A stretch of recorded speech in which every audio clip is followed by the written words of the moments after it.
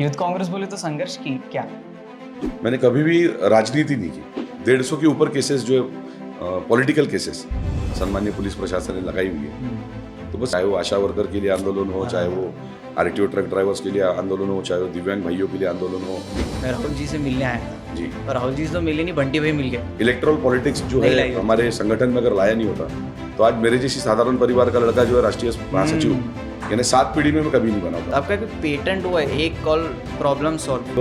मैंने एक anti ragging squad शुरू किया था। जिनका भी सपना था सीमेंट रोड बनाने का, लेकिन उनका सीमेंट रोड बनाने का सपना जो था वो मेन हाईवेज पे था। आज नागपुर शहर जो है यह डेंगू, मलेरिया और चिकनगुनिया का गढ़ है, इसलिए माना जाता है। सिर्फ 17,500 की फॉगिंग मशीन है। आज नागपुर शहर में 95% लोग संकीर्ण गलियों में रहते हैं। छोटी छोटी वो गलियों में कभी आज तक वो लोगों ने फॉगिंग मशीन आज तक देखी नहीं। और खास करके मध्य नागपुर के जो मंडल के नाम से एक फॉगिंग मशीन उन्होंने लेना चाहिए। में लोग जाने, युवा जाने, एक भ्रम फैला हुआ है यार पॉलिटिक्स में मैं क्यों जाऊँ, यहाँ तो गंदगी है।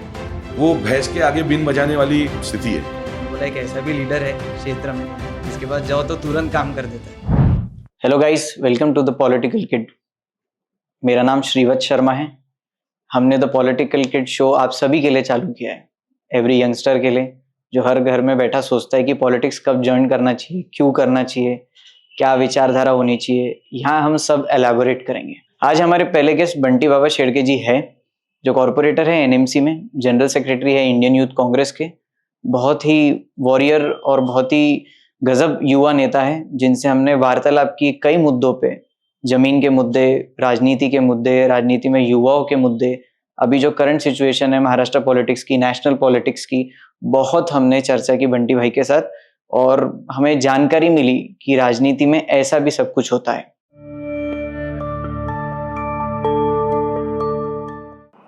बंटी भाई, welcome to the political kid. हाँ बड़े भाई, थैंक यू। कैसे आप? मैं एकदम बढ़िया। कैसी चल रही लाइफ अभी? लाइफ चल रही है, संघर्ष शुरू है। यूथ कांग्रेस बोले तो संघर्ष की क्या? यूथ कांग्रेस ने देखा जाए तो यूथ कांग्रेस ने कि स्वर्गीय संजय गांधी जी ने यूथ कांग्रेस की शुरुआत जो है वो इसलिए की थी कि भले ही सरकार अपनी हो या सरकार किसी और की हो, आवाज़ उठाना चाहिए। जो पीड़ित है, जो उनके लिए आवाज़ उठाने के लिए एक तरीके से देखा जाए तो यूथ कांग्रेस का संगठन जो है ये तब बना हुआ था। ओके। आपका कितने साल का एक्सपीरियंस हो गया बंटी भाई यूथ कांग्रेस में? क्योंकि सबसे पहले देखा जाए तो मैं 2011 में यानी मेरे नेता जननायक राहुल जी गांधी यानी भारत जोड़ो न्याय यात्रा के माध्यम से, कही है भारत जोड़ो यात्रा के माध्यम से एक नई ऊर्जा जो है देश को फिर से एक बार देने का काम अगर किसी ने किया है तो जननायक राहुल जी गांधी इन्होंने किया है। और राहुल जी ने सबसे पहले जो शुरुआत की कि नहीं, एक साधारण परिवार से जो है, साधारण परिवार का लड़का, साधारण परिवार का युवा युवती, ये भी जो है ये मुख्य धारा में जो है राजनीतिक सामाजिक जीवन में आना चाहिए। तो बस राहुल जी को देखते हुए मैंने 2011 में यूथ कांग्रेस के माध्यम से जो है मैंने ये शुरुआत की थी। मैंने युवा कांग्रेस का चुनाव लड़ा था और पहली बार जो 2011 में, उसमें यानी नॉमिनेटेड नहीं था जी, आपको इलेक्ट होके आना था। उसमें इलेक्शंस होते थे, बूथ वाइज इलेक्शंस होते थे। तो मैं उसमें विधानसभा में, मध्य नागपुर असेंबली में विधानसभा महासचिव बनकर उसमें आया था और मात्र मुझे 44 वोट मिले थे। तो वही एक शुरुआत थी। उसके बाद अगर देखा जाए तो 2014 में जी फिर से लोकसभा के चुनाव हुए। तब समीर जी मेघे 2011 में जो अभी विद्यमान में भारतीय जनता पार्टी के विधायक है हिंगना विधानसभा से, तब वो अध्यक्ष थे। फिर 2014 में जो है 2014 में फिर से एक बार मैं नागपुर के सभी हजारों युवाओं ने मुझे मतदान किया और मुझे उसमें चुनकर उन्होंने दिया था जी। तो 2014 में मैं तब लोकसभा का अध्यक्ष बना था नागपुर शहर का। बहुत ही बढ़िया। पर बंटी भाई, मध्य नागपुर यूथ कांग्रेस से मध्य नागपुर विधानसभा लड़ने तक का सफर आपने कैसे तय किया? वो मैंने तय किया है, देखा जाए तो मैं ये समझता हूँ कि यानी नॉन पॉलिटिकली अगर देखा, यानी पॉलिटिकली अगर देखा जाए और नॉन पॉलिटिकली भी अगर देखा जाए तो मैंने कभी भी राजनीति नहीं की। यानी मैं यही समझता था पहले से, मैं और मेरे साथी जितने भी, क्योंकि मुझे संस्कार मेरे पापा से मिले। पापा भी पहले कॉर्पोरेटर थे, एक बार कांग्रेस से कॉर्पोरेटर थे, एक बार इंडिपेंडेंट कॉर्पोरेटर थे।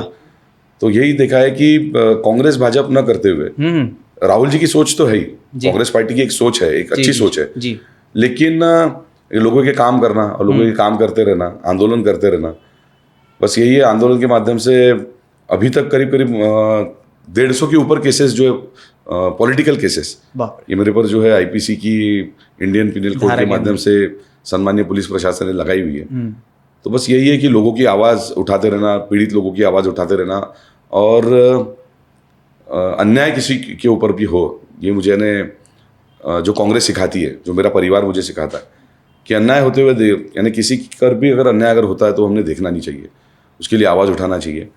बस अभी बाकी सब चीज़ें तो आपको पता ही है कि चाहे वो आशा वर्कर के लिए आंदोलन हो, चाहे वो आरटीओ ट्रक ड्राइवर्स के लिए आंदोलन हो, चाहे वो दिव्यांग भाइयों के लिए आंदोलन हो, चाहे वो साफ सफाई कर्मचारियों के लिए आंदोलन सभी प्रकार के आंदोलन। यानी वो आंदोलन के बाद में ऐसा है कि कोई भी एक आंदोलन सिर्फ दिखावे के लिए नहीं करना।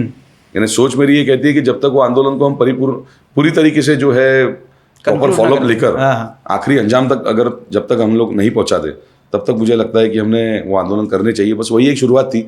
और मध्य नागपुर के विधानसभा महासचिव से लेकर नागपुर लोकसभा के अध्यक्ष से लेकर 2017 में सम्मानीय प्रभाग 18 की जनता ने मुझे पार्षद बनाया, वहां से लेकर 2019 के विधायक के चुनाव तक ये जो सफर था, ये सफर देखा जाए तो आसान सफर नहीं था जी। इसमें बहुत सारी मुश्किलें भी थी, लेकिन बस यही है कि बस वो मुश्किलों को पार करते करते यहाँ तक है। मैं एज अ व्यूअर आपको कई बार देखता हूँ जी। आपको ख्याल कराऊँ तो मेरी आपसे पहले मुलाकात थी रवि भवन पे जी। मैं राहुल जी से मिलने आया था जी। और राहुल जी से तो मिले नहीं, बंटी भाई मिल गए जी। तो बंटी भाई मिले तो वहाँ से नंबर मिल गया जी। अब मैं चाहता था यूथ कांग्रेस में डेब्यूट करना जी। आपके पास है, आपने मेरे को एक दिन में जनरल सेक्रेटरी बना दिया जी। तो मैंने मेरे पिताजी को बताया जी। मैं बोला एक ऐसा भी लीडर है क्षेत्र में जिसके पास जाओ तो तुरंत काम कर देता है। तो आपका कोई पेटेंट हुआ है, एक कॉल प्रॉब्लम सॉल्व जी, उसका क्या हिसाब है बंटी भाई? एक कॉल प्रॉब्लम सॉल्व का बस यही है कि किसी की भी वो ऐसा नहीं है कि मेरी खुद की कॉन्स्टिट्यूएंसी से किसी का कॉल आए, देश के किसी भी कोने से अगर किसी का भी अगर कॉल अगर आता है जी। क्योंकि मैं अभी राष्ट्रीय महासचिव इस पद पर काम करता हूँ। इसके पहले मैं पंजाब का भी प्रभारी था, मध्य प्रदेश का प्रभारी था, केरला में स्क्रीनिंग कमेटी चेयरमैन था, यूथ कांग्रेस के चुनाव होते थे उसमें, अभी मैं कर्नाटका का प्रभारी हूँ।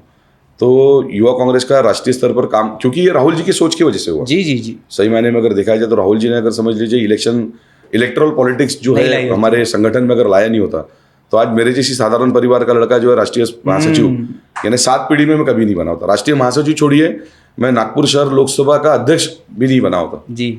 और मेरे जैसी हजारों युवाओं को अगर समझ लीजिए सही मायने में नेतृत्व देने का काम अगर किसी ने किया है तो जननायक राहुल जी गांधी इन्होंने किया है। तो आपने जो कहा कि एक कॉल प्रॉब्लम सॉल्व जी, तो वो चीज़ें जो है कोविड में oxygen man of India Srinivas ji ने भी दिखा दिया। Yes yes yes. फिर वही उन्हीं से, क्योंकि राहुल जी का मार्गदर्शन सतत उनको मिलते रहता, हम जैसे युवा भी राहुल जी से इंस्पायर है। वही चीज़ें हमने नागपुर में भी की। कोविड जो है, कोविड की बीमारी जिस प्रकार से हमने देखा है कि 2020 और 21 का जो माहौल आया था, यानी ऊपर वाला ना करे कि वो फिर से एक बार आए। तो बस एक कॉल प्रॉब्लम सॉल्व, यानी कोई किसी को किसी भी अगर तकलीफ में हो तो उनकी समस्या का निराकरण करना, बस यही हमारा एक मकसद रहता है। मैं, मेरे साथ के मेरे जितने भी हमारे सहकारी है युवा कांग्रेस के और बाकी भी संगठन के साथी जो है जिनका अलग अलग सोशल फॉर्म्स है वो भी मेरे साथ में जुड़े हुए और हम लोग बस करते रहते हैं। बंटी भाई जील लाते कहाँ से आप? यानी कि एक ऐसा लड़का जो कभी कॉलेज से निकला होगा, जिसने कभी सोचा होगा कि भाई पॉलिटिक्स में जाने को पैसे लगते, पानी लगते, गॉडफादर लगता जी, बहुत प्रकार की जंतरी लगती। एक ऐसा बंदा जो कैसे निकला कॉलेज से और उसने डिसाइड किया कि नहीं यार सब छोड़, पैसे पानी कुछ नहीं लगते, एक जील होना बस लड़ने के लिए, and I am ready to fight. Just मैं कर्मवीर दादा साहेब कन्नमवार जो कॉलेज है जी, नागपुर पॉलिटेक्निक नागपुर NPN, तो वहाँ से मैंने पॉलिटेक्निक किया। मैं 2002 पास आउट हुआ, डिप्लोमा इन मैकेनिकल था। हाँ। उसके बाद जब मैंने इंजीनियरिंग में एडमिशन ली थी तो सबसे पहले मैंने तब देखा था कि रैगिंग बहुत ज़्यादा होती थी। ओह, आपके कॉलेज में? जी। तो मेरे कॉलेज में, YCC में और जो भी हमारे नागपुर के GI रसोली कॉलेज हो, हमारा कॉलेज हो, KD के कॉलेज हो, जितने भी इंजीनियरिंग कॉलेजेस है और बाकी भी कॉलेजेस है, रैगिंग बहुत ज़्यादा होती थी। तो तब मैंने एक एंटी रैगिंग स्क्वाड शुरू किया था खुद से। क्या बात। और वो एंटी रैगिंग स्क्वाड में बिहार के कहिए, यूपी के कहिए, मध्य प्रदेश के कहिए, महाराष्ट्र के कहिए, सभी साथी उसमें तब से ही मेरे साथ में जुड़ना शुरू हुए थे। अच्छा। क्योंकि एक बहुत अच्छी पहल थी, बहुत सारी बहनें भी उसमें हमारे साथ में जुड़ी हुई थी। तो बस यही है कि तब से ऐसा लगा कि नहीं, हमने समाज के लिए कुछ तो भी करना चाहिए। और तब से वो शुरुआत तो हुई थी, लेकिन पॉलिटिक्स में अगर एंटर अगर करने की अगर बात कही जाए तो मैं 2011 से ही चुनाव के माध्यम से मैं हुआ। पर घर से अनुमति थी कि बंटी भाई की खुद की इच्छा थी? नहीं, खुद की भी इच्छा थी और कभी भी अगर कुछ करने के लिए, यानी पिताजी हमेशा साथ में रहते थे और साथ में रहते थे, लेकिन उनका ये कहना था कि जो भी करना है खुद करो। यानी मैं आपको ये भी बताता हूँ कि कभी कभी तो ऐसा रहता था कि हमको एक 300 रुपये का बैनर छपाना पड़ता था, वो 300 रुपये हमारे पास भी नहीं रहते। ओके। तो बस यही है। नहीं, पर बाबा का साथ और सौरभ भैया जैसे आपकी पूरी टीम में देख पाता जी। हूँ, कंटिन्यू आपके पीछे लगी है कि बंटी भाई ये करते ये करते ये करते। डू दे हैव आइडियाज कि आप ही उन्हें आइडियाज देते हैं कि नहीं भाई आ जाओ, आज अपन ये आंदोलन लेंगे, आज यहाँ चलेंगे, आज ये क्षेत्र में चलेंगे? नहीं, मेरे साथ में यानी हमारे टीम में अगर देखा जाए तो नागपुर शहर में सभी, मेरा भाई तौसीफ जो है 2 बार का भी नागपुर लोकसभा युवा कांग्रेस का अध्यक्ष था। 2018 तक मैं था जी। फिर 2018 में तौसीफ खान जो है वही यानी जो सिस्टम है राहुल जी का, हाँ, यानी इलेक्शन लड़के ही तौसीफ उसमें अध्यक्ष बना, दूसरी बार भी अध्यक्ष बना। अभी नयन तरवटकर हमारा एक छोटा भाई है, वो मध्य नागपुर विधानसभा का अध्यक्ष है। आकाश गुजर है, सहदेव गोसावी है, कुणाल खड़गी है, सागर चौहान है, आयुष राउत है, मोइज है, इरफान काजी है, वसीम शेख है, यानी जितने ये सब साधारण परिवार से, साधारण घर ये के। साधारण परिवार से, और बहुत से साथी है, सैकड़ों साथी है। और ये साथियों की एक ही पहल है कि बस समाज के लिए हमको काम करना है। यानी राहुल जी का परचम तो लहराए नहीं है, लेकिन उसके साथ साथ में किसी भी पार्टी का कोई भी व्यक्ति अगर आए, अगर वो कोई अगर समझ लीजिए किसी भी समस्या में अगर है, हाँ। मुश्किलों में अगर है, तो उसको मुश्किलों से बाहर निकालने का काम जो हम सभी साथी जो है मिलकर करते हैं। पर बंटी भाई आप कैसे संभाल लेते हैं कि एक तरफ घर भी संभालना है, एक तरफ पॉलिटिक्स भी संभालना है, एक तरफ समाज को भी देखना है? How do you balance? नहीं, मुझे ऐसा लगता है कि मैं जितने भी मेरे साथी है जी, उन साथियों को बस इतना ही कहता हूँ कि भैया JUNOON ओके, ये रहना जरूरी है, जुनून। जुनून। हाँ, बस जुनून अगर रहा तो फिर, और 24 घंटे, हाँ, यानी ये कोई बिजनेस नहीं है, ये कोई यानी जॉब नहीं है, ये कोई गवर्नमेंट जॉब नहीं है कि आप 10 बजे जाओगे, आप 5 बजे वापस आओगे। हाँ, इसमें आपको 24 घंटे जो है वो लोगों के लिए आपको खड़ा रहना पड़ता है। किसी का 2 बजे कॉल आ जाएगा, किसी को 4 बजे कॉल आ जाएगा। और मैं खुद को मैं लकी इसलिए मानता हूँ कि जितने भी मेरे साथी मेरे साथ में जो जुड़े हुए हैं, कि हम कुल मिला के 65 साथी थे, 65। तो 2020 और 2021 का कोविड का जो समय था, ऐसे समय पर चाहे वो छोटा नेता रहे या बड़ा नेता रहे, मैं किसी पर आरोप प्रत्यारोप नहीं करूंगा। सभी पार्टी के, कांग्रेस रहे, भाजपा रहे, राष्ट्रवादी रहे, समाजवादी रहे, सभी लोगों ने अपने अपने तरीके से सबने काम किया था। लेकिन मैं फक्र में महसूस इसलिए करना चाहता हूँ कि मेरे साथ में मेरे जो सहकारी 65 सहकारी थे, ये लोग ICU के अंदर जाते थे, हम लोग ICU के अंदर जाते थे कोविड में। 65 दिन, सॉरी 35 हमारे साथी, 65 दिन हम लोग कोई घर नहीं गया था। बाप रे। हम लोग छत पे सोते थे, हमने फ्लैट रेंट पे लिया था, वो फ्लैट में हम लोग रहते थे। हम लोग 65 दिन हम लोग घर नहीं गए, क्योंकि सेकेंड कोविड आप सभी को पता है जी। तो, और एक भी किसी भी साथी को कोविड नहीं हुआ। क्या बात है, क्या बात है, क्या बात है। आपकी मेहनत गजब है बंटी भाई ये मामले में। नहीं, पर बंटी भाई अगर ऐसे भी देखा जाए तो अब जो मलेरिया, डेंगू, चिकनगुनिया चल रहा है नागपुर में, मैं आपके कई वीडियोस देख रहा हूँ, आप एक फॉगिंग मशीन लेके स्वतः घूम रहे जी, और हम उसमें कमेंट्स पढ़ पा रहे, लोग लिख रहे हैं कि भाई NMC क्या कर रही है, सोई है क्या, विधानसभा आमदार किधर है, ये किधर है। आप बंटी भाई स्वतः ही लेके चल रहे, इसका खर्चा पानी सब उठा रहे, क्या इसके बारे में कुछ बताइए बंटी भाई। नहीं, मैं 2017 में जब मैं कॉर्पोरेटर बना था, प्रभाग 18 के सभी सम्मानीय नागरिकों ने आशीर्वाद से मैं कॉर्पोरेटर बना, और कॉर्पोरेटर ऐसे क्षेत्र से बना था कि उसमें 30 साल तक कांग्रेस हमारी चुनकर नहीं आई थी। अच्छा। तो 30 साल के बाद में परचम वहाँ पर लहराया गया, राहुल जी का परचम लहराया गया। उसके पहले हमने बहुत सारे कैंप्स लिए थे, घर घर जाकर कैंप्स लिया करते थे। मैं नागपुर लोकसभा का अध्यक्ष था, मैं खुद ही माइक और एक बॉक्स लेकर जो है पूरे एरिया में घूमता था। यानी हर 4 बूथ मुझे करना है, वहाँ पर मेरे साथी बैठे हुए, पैन कार्ड बनाना है, पासपोर्ट बनाना है, आधार कार्ड बनाना है, आधार कार्ड का स्मार्ट कार्ड बनाना है, राशन कार्ड बनाना है, संजय गांधी निराधार अनुदान योजना है, श्रावण बाढ़ है, वृद्ध कार्ड है, कुटुंब अर्थसहाय की योजना है, आयुष्मान की योजना अभी आई, राजीव गांधी जीवनदायी शस्त्र की योजना है। तो ये सारी जो योजना है, ये योजनाओं के माध्यम से जो हमने सबसे पहले तो लोगों को लाभ दिलवाया, और शासकीय शुल्क में, गवर्नमेंट फीस में। तो वो होने के बाद जी, और रही बात 2017 में सभी सम्मानीय नागरिकों ने वो काम देखते हुए, काम की सराहना करते हुए उन्होंने मुझे आशीर्वाद देकर मुझे कॉर्पोरेटर बनाकर भेजा 30 साल के बाद कांग्रेस का। और ऐसे जगह से भेजा कि मैं आपको कहना चाहता हूँ कि परम पूजनीय हेडगेवार जी का निवास स्थान जो है मेरे खुद के बूथ में 219 नंबर में, मेरे घर के पीछे में उनका निवास स्थान है। सम्मानीय केंद्रीय मंत्री नितिन जी गडकरी, इनका निवास स्थान मेरे घर से 5वां घर है।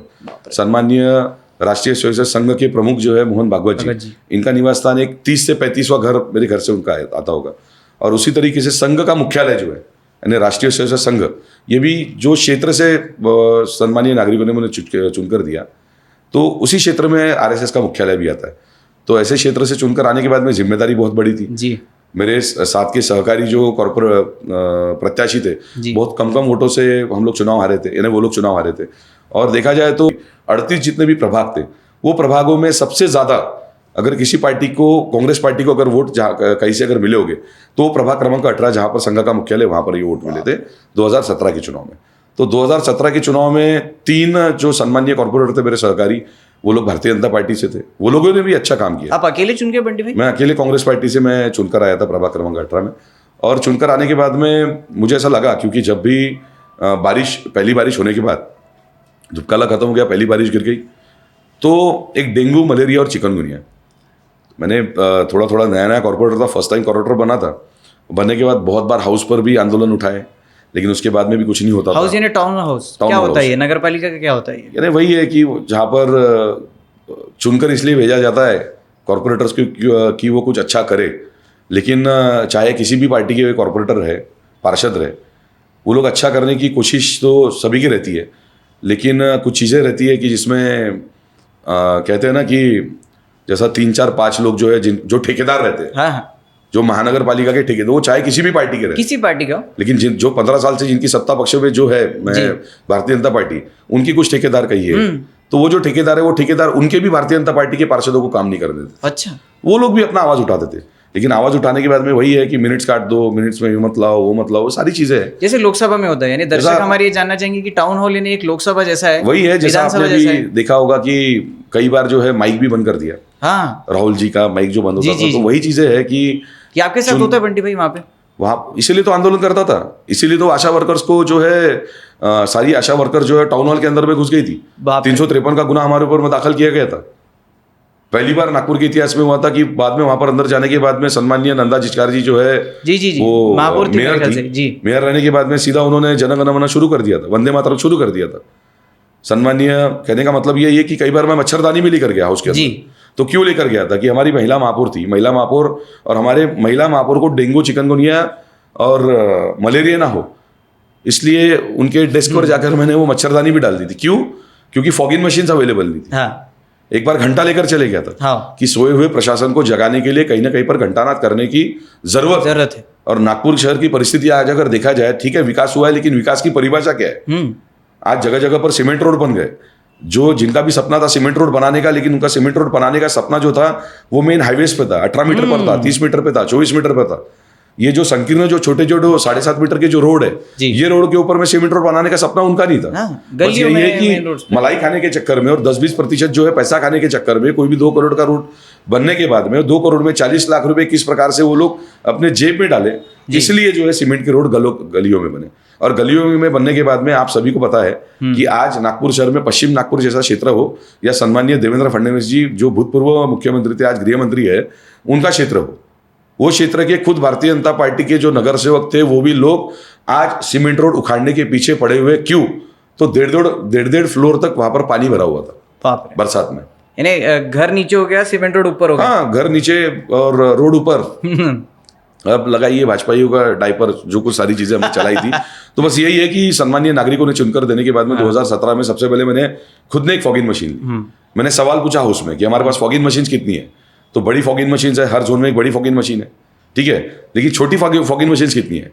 आज देखा जाए तो नागपुर शहर की जनसंख्या जो है, नागपुर शहर की जनसंख्या 33 लाख है जी। आज हमारी स्मार्ट सिटी बनने की ओर हम लोग अग्रसर है, उसमें हमारा नाम है। आज हम कहते हैं कि हमारी महाराष्ट्र की उपराजधानी है, यानी नागपुर शहर पहले स्मार्ट सिटी, उपराजधानी, संतरे का शहर, इनसे पहचाना जाता था, लेकिन आज नागपुर शहर जो है यह डेंगू, मलेरिया और चिकनगुनिया का गढ़ है, इसलिए माना जा रहा है। तो 2017 में नगर सेवक बनने के बाद में 33 लाख जो जनसंख्या हमारे नागपुर शहर में आज 2024 में जो है, 10 क्षेत्रीय कार्यालय, विभागीय क्षेत्रीय कार्यालय, जिसे हम Gandhibagh zone, Mangalwari zone, Dharampeth zone, Satranjipura zone, Dhantoli zone ये कहते हैं। तो प्रति जोन 90,000 से 1 लाख फैमिलीज है, परिवार है, और ये 1 लाख परिवारों के लिए सभी परिवार, मैं आप हम सभी हमारे आजू हम सभी जो हम लोग टैक्स पे करते हैं, जी। हम टैक्स पे करने के बाद में 3,366 करोड़ नागपुर महानगर पालिका का बजट है। हाँ। तो इस बजट में फॉगिंग मशीन्स कितनी है? और ऐसा नहीं है कि ये कई सालों से चल रहा है कि बरसात आई, डेंगू मलेरिया की साथ आ गई, फिर से करोड़ रुपए हमने निकाले। फोन करता फिर सादा ग्राहक की भैया हमको लगाओ। मैं आपसे वही कहना चाहता हूँ कि परिवार जो है 1 लाख परिवार अगर एक जोन में है, वहां पर मात्र एक हैंड फॉगिंग मशीन है, और कई जोन में अगर जाने के बाद में पता ये चलेगा कि वो फॉगिंग मशीन बंद है। वो आती कितने की? 17,500 की, सिर्फ 17,500 की फॉगिंग मशीन है। अगर मैं 15-20 मिनट अगर फॉगिंग अगर करता हूँ, जैसा आज मैं भूतेश्वर नगर, शिवाजी नगर, नंदाजी नगर, गाड़ी खाना, संघ बिल्डिंग परिसर, यहाँ पर आज मैं फॉगिंग करने वाला हूँ स्वतः खुद कोई नगर पालिका नहीं, कुछ नहीं, आपको किसी का फोन भी नहीं है बंटी भाई, हम लोग किसी के भरोसे रहना भी नहीं। यानी अच्छा। आज जिस प्रकार से नागपुर महानगर पालिका पूरी प्रकार से जो विफल हुई है, जी। क्योंकि वो भैंस के आगे बीन बजाने वाली स्थिति है। कितना भी जाओ बंटी शेल के वहां पर जाने के बाद में वहां पर वो लोग 353 का गुना दाखिल कर देते। आज 150 के ऊपर में मेरे जैसी कार्यकर्ताओं के ऊपर में, और मेरे जैसे कई कार्यकर्ता है उनके ऊपर में 353 की कई केसेस हो गई है, डली हुई है, है। And you are dealing with it. Deal भी कर रहे हो, बाकी सब चीजें भी लगती है। लेकिन रही बात फॉगिंग की, तो हमने 2017 में सबसे पहले फॉगिंग मशीन ली। तो फॉगिंग मशीन लेने के बाद में पता चला कि 10 लीटर डीजल, पर लीटर डीजल में हमको 2-3 ml मेडिसिन उसमें डालना पड़ता, एक आधा लीटर पेट्रोल लगता है। मैं बोला ये चीज हम खुद करेंगे। आज नागपुर शहर की मैं फिर से एक बार कहना चाहता हूँ कि 33 लाख पॉपुलेशन रहने के बाद, 1 लाख परिवार एक जोन में रहने के बाद में, 1 लाख परिवार, ठीक है, एक जोन में रहने के बाद मात्र एक फॉगिंग मशीन है। आज नागपुर शहर में 95% लोग संकीर्ण गलियों में रहते हैं। छोटी-छोटी वो गलियों में कभी आज तक वो लोगों ने फॉगिंग मशीन आज तक देखी नहीं, और देखी भी होगी तो 5 साल में एक बार, 5 साल में एक बार। मैंने बहुत से लोगों से मैंने चर्चा करने के बाद पता चला कि हर हफ्ते में फॉगिंग लगना जरूरी है। और बंटी भाई कितने मरीज जा रहे होंगे एक गली से आप, क्योंकि अब निकले तो आपको पता भी चल रहा होगा, लोग आपको बता रहे होंगे कि बाबा इतने लोग आ गए। यानी आपने 3-4 दिन पहले का सकाळ वृत्तपत्र भी आपने देखा होगा। हाँ सर। उसमें सरकारी आंकड़े 300 थे। 300। हम कोविड में भी काम करते थे, तो कोविड में सरकारी आंकड़े जो बेचारे कैलाशवासी हो गए कोविड के वजह से, उनके सरकारी आंकड़े आते थे 75। लेकिन वास्तविकता ये थी कि हम लोग मेयो अस्पताल में और मेडिकल अस्पताल में, सरकारी रुग्णालय में हम लोग काम करते थे। रोजाना 150, कम से कम 150 लोग मरे हुए, बेचारे लोग कोविड के वजह से मरे हुए लोग, ये मेडिकल में रहते थे, और 100 से 125 जो है ये मेयो में रहते थे। और निजी रुग्णालय में छोड़ दीजिए, अच्छा, निजी जो प्राइवेट रुग्णालय थे, वो प्राइवेट हॉस्पिटल्स में मरने वालों की संख्या जो है वो तो छोड़ दीजिए, क्योंकि गंगा घाट से लेकर कोई भी दहन घाटों में जगह नहीं थी, जगह लाशें जलाने के लिए। तो अभी जो आंकड़े इन्होंने जो दिए हुए 300, ये 300 आंकड़े नहीं है, करीब 5000 के ऊपर में चिकनगुनिया, डेंगू और मलेरिया के मरीज जो है नागपुर शहर में। तो इसलिए हम लोग जो है डेली हमारा एक ही काम रहता है, एक सूत्र अभी चल रहा है पिछले 18 दिनों से, कि फॉगिंग जो है, फॉगिंग हमको खुद को मारना है। सुबह निकलते और शाम को निकलते? नहीं, सुबह नहीं, इसका एक टाइम है। अच्छा। अगर आप एक 5:45 से लेकर, अभी फिर से हमें जाना है जी, 5:45 से लेकर तो 6:45 तक अगर हमने फॉगिंग अगर किया तो उसका ज्यादा फायदा होगा। क्योंकि जैसा जैसा उजाला छटेगा, अंधेरा आएगा, मच्छरों की तादाद तब ज्यादा रहती, तो उसका फायदा भी तो तब होना चाहिए ना। अब म्युनिसिपल कॉर्पोरेशन के कर्मचारी बेचारे क्या करेंगे? कर्मचारी बेचारे ईमानदारी से काम करता है, लेकिन जो भी आयुक्त कहिए, सहायुक्त कहिए, बड़े अधिकारी कहिए, एडिशनल कमिश्नर कहिए, ये लोगों की तरफ से जो भी चीजें आएंगी वो बेचारे छोटा कर्मचारी करते रहेगा। तो छोटा कर्मचारी जो है ईमानदारी से फॉगिंग करता भी है, लेकिन उसको आप जब तक इक्विपमेंट्स उपलब्ध करके नहीं दोगे, मुहैया करके नहीं दोगे, वो करने क्या वाला है? और ये 10-15 लीटर ये कितने का था बंटी भाई एक? आप मान के चलिए, अभी जिस प्रकार से 2014 के बाद में डीजल के जो रेट बढ़े हुए हैं, तो पहले अगर मैं फॉगिंग मारा होता तो मुझे 400 रुपए में पड़ा होता। आज वही चीजें मुझे 1000 रुपए में पड़ रही है डीजल की। पर आप ये पब्लिक के लिए खुद से कर रहे बंटी भाई? खुद से। और इसमें हमने एक अभियान भी शुरू किया हुआ है जी, कि मी पण लोकमान्य, मैं भी लोकमान्य। अच्छा। उसका हमारा मकसद ये है कि लोकमान्य गंगाधर टिळक जी ने गणपति बापा की स्थापना की थी। वो स्थापना इसलिए की थी कि एक आजादी का मुहूर्तमेढ़ कहते हैं, मुहूर्तमेढ़ मराठी में, कि नींव जो है आजादी की, वो नींव आजादी की इस प्रकार से रखी थी कि तब अंग्रेजों का राज था। एक जगह पर जो है जमाबंदी ज्यादा हो नहीं सकती थी। 10 लोगों के ऊपर, 15 लोगों के ऊपर जो है एक जगह पर जमा नहीं हो सकते थे। जमा होंगे तो उन लोगों को जेल होती थी, तुरुंगावासात टाकून जात होतं। तो बस इसीलिए किया था कि एक सामाजिक बांधिलकी समझते हुए सभी समाज बांधव, सभी समाज के समाज बांधव, सभी धर्म के समाज बांधव एक जगह पर आए, और एक जगह पर आने के बाद में गणेश जी की भी स्थापना हो, आरती भी हो, लेकिन आजादी किस प्रकार से मिलेगी, ये भी सोच लोकमान्य गंगाधर टिळक जी की तब थी। तो बस यही सोच लेकर अभी हम जितने भी गणेशोत्सव मंडल है, जैसा गांधीबाग जोन, ये गांधीबाग जोन में करीब 100 गणेशोत्सव मंडल है। नागपुर शहर में 10 जोन है, मान के चले तो करीब 800 से 900 मंडल जो है नागपुर शहर में।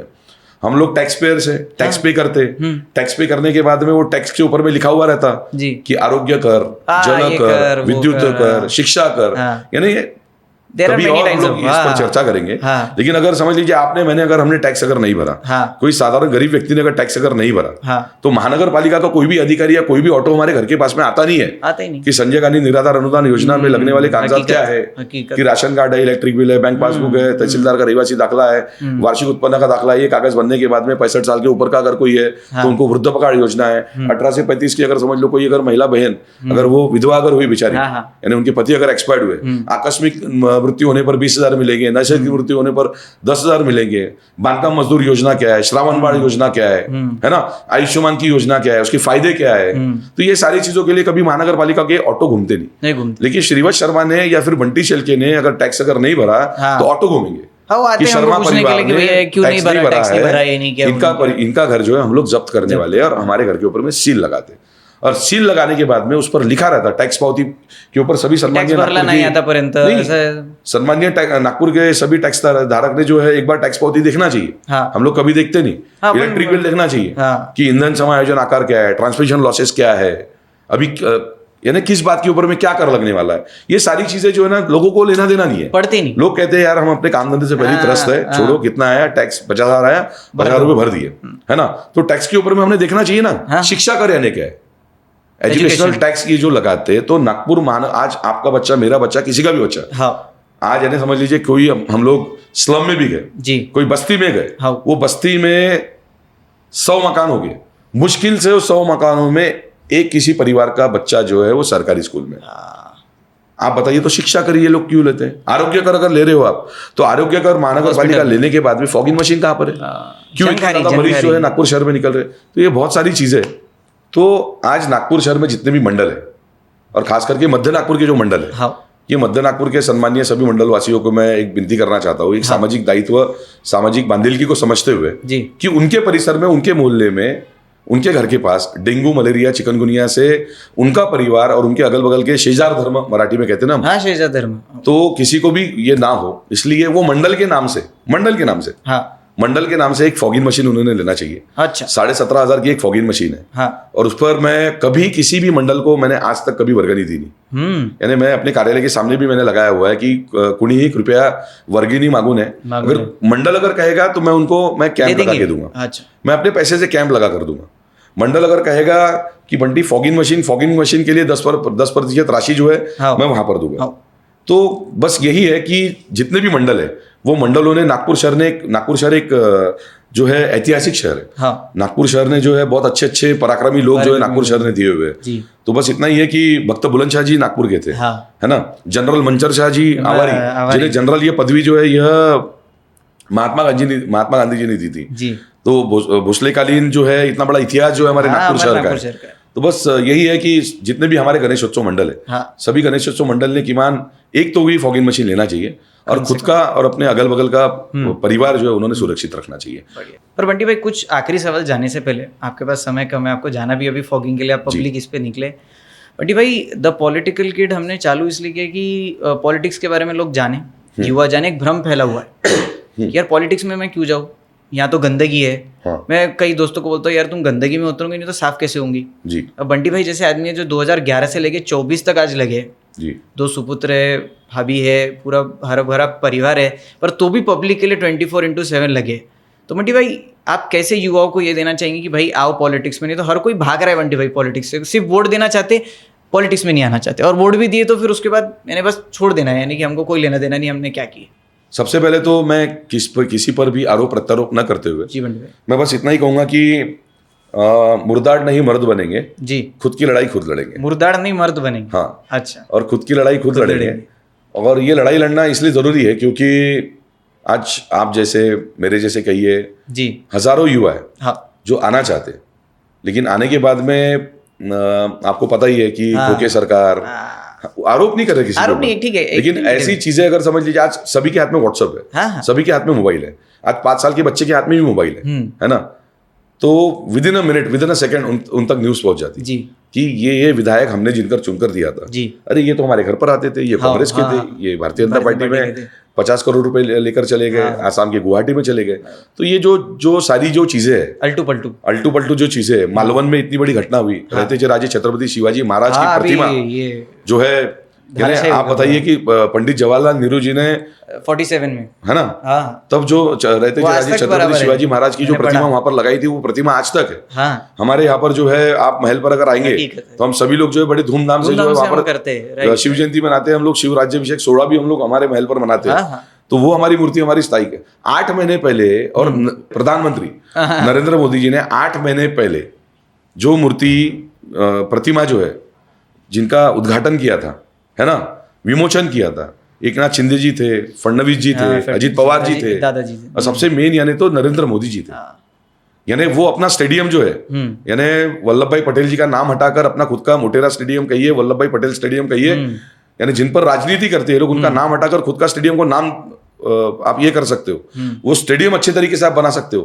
आप मेरे छत्रपति महाराज की आप जो प्रतिमा है वो आप ठीक नहीं बना सकते, उस पर आप भ्रष्टाचार कर रहे हो। तो ये जो सारी चीजें देखने के बाद में कहीं ना कहीं पर जो युवा जो साथी है ना, युवा साथी कहते हैं यार नहीं, हमें पॉलिटिक्स में आना नहीं चाहिए, आना नहीं है। लेकिन मैं उनसे बस इतना ही दरखास्त करना चाहूंगा कि साथियों ये समय है, अगर इस समय अगर हम लोग अगर नहीं आए जी, तो अगल बगल के देशों में जिस प्रकार से हालात है, आप बांग्लादेश कहिए, लंका कहिए, पाकिस्तान कहिए, है ना, वही हालात हमारे देश में ये होंगे। और वो किसकी वजह से होंगे, इस पर हम लोग किसी भी पार्टी को और किसी भी नेता को ब्लेम करके मतलब नहीं है। राइट। वो सभी जिम्मेदारी हमारी बनती है। और ये हमारा कर्तव्य है। इसलिए हम सभी लोगों ने जो है, हमने राजनीति में आना चाहिए और राजनीति ईमानदारी से करना चाहिए। 1%, 2%, 10% वाली राजनीति नहीं करनी चाहिए। क्या बात है। बंटी भाई, आखिरी प्रश्न, अब हम बंटी भाई को आगे कहाँ देखेंगे? विधानसभा में देखेंगे, आने वाले लोकसभा में देखेंगे, कहीं राज्यसभा में आप कहीं मिलेंगे, कहाँ हम देखते हैं बंटी भाई को? नहीं, आने वाले 2024 का भी चुनाव है जी, वो चुनाव अक्टूबर में ही होने वाला था। हाँ, वो चुनाव अभी नवंबर में गया। हाँ, तो बस अभी अगर थोड़ा बहुत मैंने अगर काम अगर जनता के लिए अगर किया होगा जी जी, तो जनता का आशीर्वाद इसके पहले भी मिला हुआ है। हाँ, और 48,000 वोटों के ऊपर में मध्य नागपुर में कभी हमारी कांग्रेस पार्टी ने वोटें हमारी ली नहीं थी जी। लीडरशिप ने, राहुल जी ने, जननायक राहुल जी ने मुझ पर भरोसा रखा, महाराष्ट्र के नेताओं ने मुझ पर भरोसा रखा था।